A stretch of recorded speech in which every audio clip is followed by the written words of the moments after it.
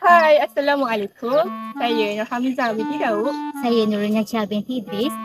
Kami akan mengulas tentang sebuah buku cerita yang kami karya, iaitu Puteri Bunga Hodoh. Jadi mari kita saksikan.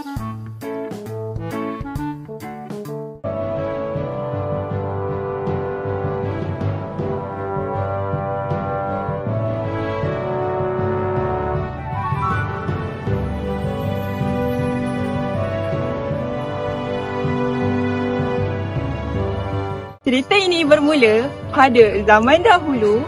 Kerajaan Indapura dipimpin oleh seorang raja yang mempunyai kuasa sakti. Baginda mempunyai seorang anak perempuan yang cantik jelita bernama Puteri Meranti. Puteri Meranti sangat suka akan bunga-bunga yang cantik dan mekar sahaja.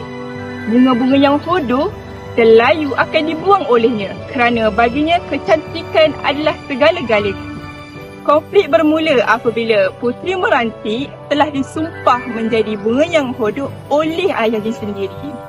Sumpahan ini berlarutan selama 10 tahun sehingga menyebabkan riwayat Puteri Meranti hampir tamat. Namun, sumpahan terhadap Puteri Meranti terhapus setelah seorang gadis yang bernama Maisarah menjaga bunga hodoh itu dengan baik sehingga bunga itu kembali tumbuh dengan mekar. Sejak daripada itu, Puteri Meranti menjaga kesemua bunga-bunga di taman dengan baik, tidak kira cantik maupun layu. Cerita ini membawa tema bersyukur dan menghargai segala ciptaan Tuhan. Sekarang mari kita lihat persoalan yang terdapat dalam buku cerita ini. Yang pertama ialah persoalan kasih sayang seorang ayah terhadap anaknya. Yang kedua, persoalan sikap masyarakat yang mementingkan kecantikan fizikal. Yang ketiga ialah persoalan kebijaksanaan dalam menyelesaikan masalah. Yang keempat ialah persoalan orang berhati mulia sentiasa akan dikenang. Dan akhir sekali ialah persoalan keprihatinan terhadap ciptaan Tuhan.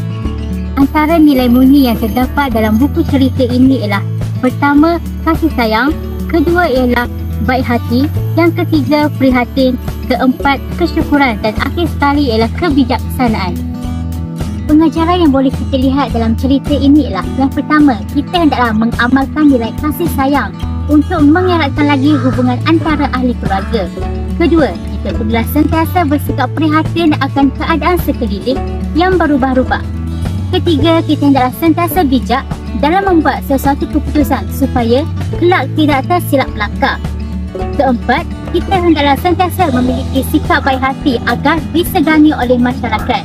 Akhir sekali, kita hendaklah sentiasa bersyukur dengan kurniaan Tuhan tanpa perlu mencari kesempurnaan dalam hidup ini. Antara salah satu jenis kritikan kesusastraan dalam cerita ini ialah kritikan sanjungan. Saya menyanjung kepada pemikiran penulis kerana menghasilkan sebuah karya yang padat dengan mesej pengajaran kepada pembaca. Contohnya, nilai kebijaksanaan yang ditonjolkan oleh penulis dalam watak seorang raja. Raja ini bijak dalam menyelesaikan masalah yang melibatkan anak kandanya dan lanun sehingga terpaksa menukarkan puteri kepada Puteri Bunga Hodoh menggunakan kuasa sakti baginda. Malah, penulisan buku cerita ini menampilkan pemikiran penulis yang kritis dan kreatif serta berimajinasi tinggi. Penulis juga berjaya menyampaikan mesej dalam buku ini melalui cerita dongeng yang melibatkan sumpahan. Buku cerita yang berbentuk khayalan ini lebih disukai pembaca, terutamanya dalam kalangan kanak-kanak.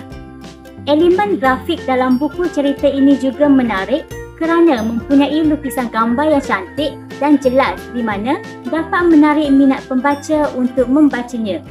Penulis juga membezakan setiap suku kata dalam perkataan dengan warna merah dan hitam, maka kanak-kanak lebih mudah untuk membaca, terutamanya bagi kanak-kanak yang mula pandai membaca. Baiklah, kritikan teguran.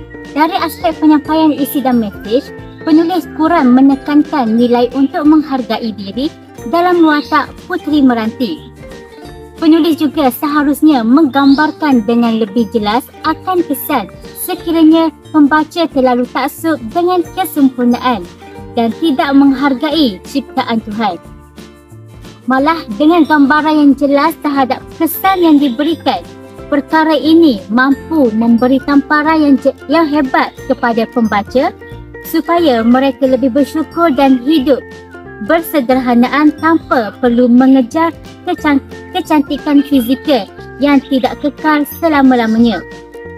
Hal ini juga memperlihatkan sisi sesetengah manusia yang terlalu menginginkan kesempurnaan, walhal kecantikan dalaman adalah erti kepada kecantikan diri seseorang itu.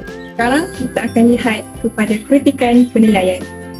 Kritikan ini dinilai oleh pengkritik, di mana pengkritik akan menilai sebuah karya sastra iaitu melihat dari segi isi atau mesej yang hendak disampaikan oleh pengarang.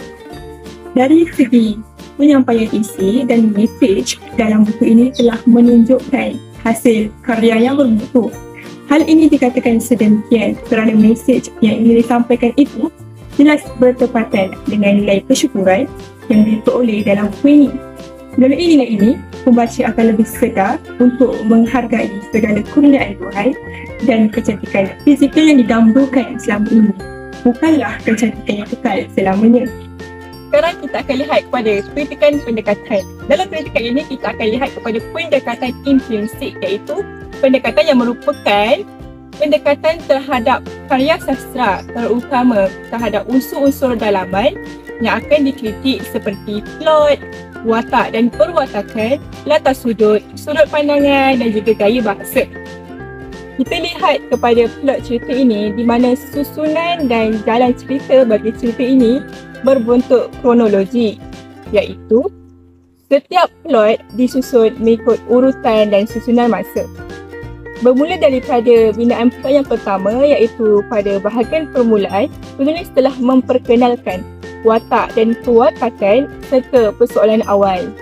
Bagi binaan plot dalam buku ini, cerita ini turut dibina mengikut binaan yang tepat, di mana cerita ini dimulai dengan permulaan, diikuti dengan bahagian perkembangan, klimaks dan akhir sekali ialah bahagian peleraian. Kita lihat pula kepada penggunaan gaya bahasa yang terdapat dalam buku cerita ini. Terdapat pelbagai gaya bahasa yang telah ditekankan oleh penulis seperti imej alam, sinkop dan juga simile. Buktinya, penggunaan imej alam terdapatnya perkataan bunga.